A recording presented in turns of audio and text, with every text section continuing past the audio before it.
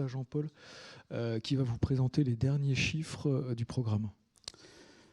Donc Jean-Paul Bachelot, conseiller éducation et droits de l'enfant. Moi je m'occupe depuis plusieurs années maintenant de ce programme de médiation scolaire pour lequel je souhaitais vous faire un petit bilan de l'année 2022-23.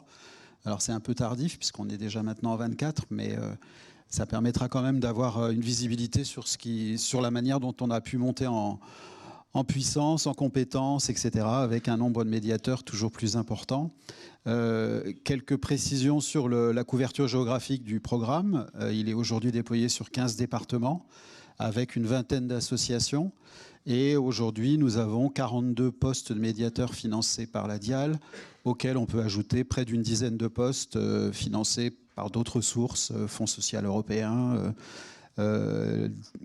stratégie de lutte contre la pauvreté, etc.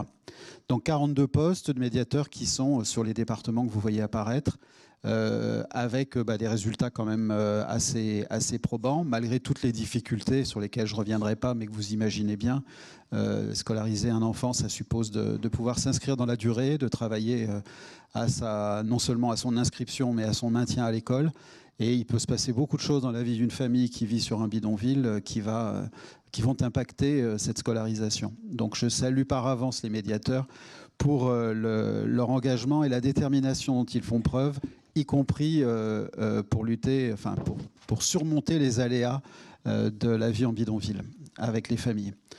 Donc, pour information, en 2019, il y avait 1430 enfants à peu près, sur 6 à 7 000 estimés sur les bidonvilles métropolitains, qui étaient inscrits à l'école. Mais on n'avait aucune visibilité sur leur fréquentation scolaire. Ils étaient inscrits. Allaient-ils à l'école? On ne le sait pas. Ou en tout cas, on n'avait pas moyen de le savoir. Grâce à ce programme de médiation, donc, qui a pu se déployer depuis 2020, depuis l'été 2020, on a augmenté considérablement le nombre d'enfants scolarisés. Et ce qui est aussi important, c'est de voir que sur le nombre d'enfants scolarisés, une grande majorité d'entre eux sont également accompagnés par les médiateurs scolaires, dont certains d'entre eux sont ici. Donc ça veut dire qu'on les inscrit, mais on ne les laisse pas à eux-mêmes et on ne laisse pas les familles à elles-mêmes, puisqu'on va travailler avec elles au maintien de l'enfant à l'école, à sa réussite à l'école. Donc on est passé à des chiffres plus conséquents, donc 3200 enfants scolarisés en 21-22, 3577 exactement en 22-23, et donc sur ces 3577 enfants, 3059 qui sont accompagnés, tantôt ponctuellement, tantôt durablement, en fonction de leurs difficultés et des besoins qu'ils ont dans leur scolarité. Voilà, alors vous avez un taux d'assiduité qui est très difficile à calculer. Celui-ci est un peu optimiste, on va dire. Il vient des résultats qui nous ont été communiqués par certaines associations. On n'a pas le taux d'assiduité qui nous remonte de toutes les assos. Et quand on parle d'assiduité, les 70% ne renvoient pas à 5 jours sur 5 à l'école. Il faut bien imaginer que... Mais je pense que je ne vous apprendrai rien. En tout cas, il y a quand même une persévérance scolaire qui s'installe progressivement et qui s'installe d'autant plus que les enfants sont scolarisés jeunes, puisque vous voyez qu'aujourd'hui, on arrive à scolariser 25% des enfants qui sont accompagnés en maternelle, avec un gros effort fait sur la scolarisation des 3 ans, puisqu'on considère que grâce à ces scolarisations très précoces, on pourra aider les enfants à surmonter les difficultés qu'ils rencontrent aujourd'hui, en particulier lorsqu'ils sont en grand retard scolaire, qu'ils n'ont pas été scolarisés auparavant, et a fortiori quand ils sont allophones. Voilà, 43% en primaire, 28% au collège, donc c'est un chiffre qui monte. Alors ne regardez pas les petits livres parce qu'en fait on n'a pas encore finalisé le document et il apparaît 4% au lycée avec une pile de livres plus conséquente qu'en maternelle où il y a 28%. Mais donc faut pas suivre l'épaisseur des livres.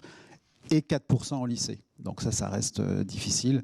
Bon, vous le savez, hein, pour ceux qui travaillent sur le sujet, le maintien à l'école au-delà de la classe de 5e, 4e, 3e et ensuite est particulièrement difficile. Donc on y travaille et on espère pouvoir augmenter le nombre d'élèves qui sortent de l'enseignement de l'institution scolaire avec qui une formation, qui un emploi, etc.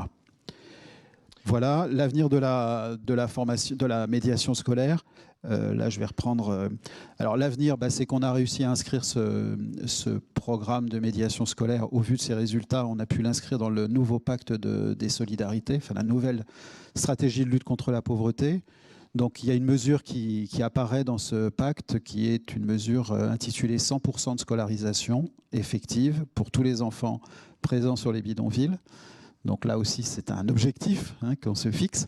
100%, ça veut dire qu'on va doubler le nombre de médiateurs scolaires à l'horizon 2027, à raison de 10 postes supplémentaires par an, de façon à pouvoir couvrir davantage de sites et davantage de besoins sur les lieux où la médiation est déjà mise en œuvre, et puis à aller sur de nouveaux départements, là où elle n'a pas encore été développée. Donc on double le nombre de ces médiateurs qui vont être montés à 80. On est en train, là actuellement, je suis en train de travailler au montage des 10 premiers postes qui vont pouvoir, dès la rentrée scolaire 2024, intervenir sur les sites. À cela s'ajoute, puisque dans le cadre des missions transversales que j'occupe, dont je suis chargé à la DIAL, s'ajoute à cela un programme de médiation socio-éducative à destination des enfants de voyageurs sur les aires d'accueil et hors aires d'accueil, puisque un grand nombre des familles se trouvent aujourd'hui en campement illicite. Et donc, on va là aussi mettre en place un programme qui sera légèrement différent, puisque le public n'est pas le même, mais qui sera très largement inspiré de ce qu'on a fait sur les bidonvilles, pour un recrutement donc à l'horizon 2027 également de 40 postes sur les aires d'accueil. Et puis, à la marge et de manière très expérimentale, on va sans doute lancer en 2025, enfin sans doute, c'est quasi sûr, de la médiation scolaire en Outre-mer, en particulier en Guyane, avec très peu de postes pour l'instant, mais on espère pouvoir monter ensuite. Mais là on se heurte à d'autres difficultés, notamment territoriales, géographiques, d'éloignement des écoles, etc. Donc il y a tout un travail à mener en plus. Merci Jean-Paul. Est-ce que vous avez des questions pour Jean-Paul Bachelot? On voit que les bidonvilles, ça peut être aussi une matrice d'innovation, parce qu'on voit que ce programme de médiation scolaire, maintenant, il essaime auprès d'autres publics. Il faut être fier de ce qu'on fait sur les bidonvilles. Et je reboucle, s'il n'y a pas de questions, non, il n'y a pas de questions. Je l'évoquais dans l'introduction, valoriser, raconter aussi des histoires. Ce programme de médiation scolaire, c'est un puits, un vivier de belles histoires. Un gamin qui va à l'école, et vous voyez, il ne s'agit pas de tout orienter là-dessus, mais c'est comme ça aussi qu'on va convaincre. C'est une entrée intéressante en termes de communication. Donc utilisez-le, il faut qu'on prenne tous nos leviers. Les jeunes sont venus, moi j'avais demandé à Jean-Paul, faites-nous un retour sur le voyage des enfants à Paris. Racontez-nous ce que ça a changé dans leur vie. Je ne sais pas d'où vous venez, mais un voyage comme ça, ça peut ouvrir aussi sur autre chose, un autre monde. Ça peut marquer les enfants. Donc vraiment, moi, je vous encourage. Allez les voir. Racontez-nous leur vie, leurs histoires. Racontez-nous en quoi ce programme change leur vie. Et c'est comme ça qu'on arrivera à convaincre, c'est comme ça qu'on arrivera à avoir toujours plus de budget pour toujours plus de médiateurs. C'est comme ça qu'on arrivera aussi à changer le regard qu'on porte sur ces personnes. Vraiment, je vous y encourage parce que ce programme, c'est vraiment l'ouverture vers ça. Et puis on a un objectif là dans les mois qui viennent, l'année qui vient, c'est de se confronter à des difficultés qui sont en particulier des difficultés d'accès à la cantine, à la restauration scolaire. Donc on va travailler avec le défenseur des droits justement pour essayer d'harmoniser un peu les pratiques, puisque aujourd'hui, outre les difficultés de retard scolaire, mais qui relèvent plutôt de l'institution scolaire pour le coup et pas des médiateurs, moins des médiateurs, il y a ces problèmes aussi d'accès à la cantine et encore de refus de scolarisation, alors qui sont devenus très marginaux, mais qui, malgré tout, quand ils arrivent, sont particulièrement complexes à gérer. Voilà. Merci beaucoup, Jean-Paul. Je vous propose de passer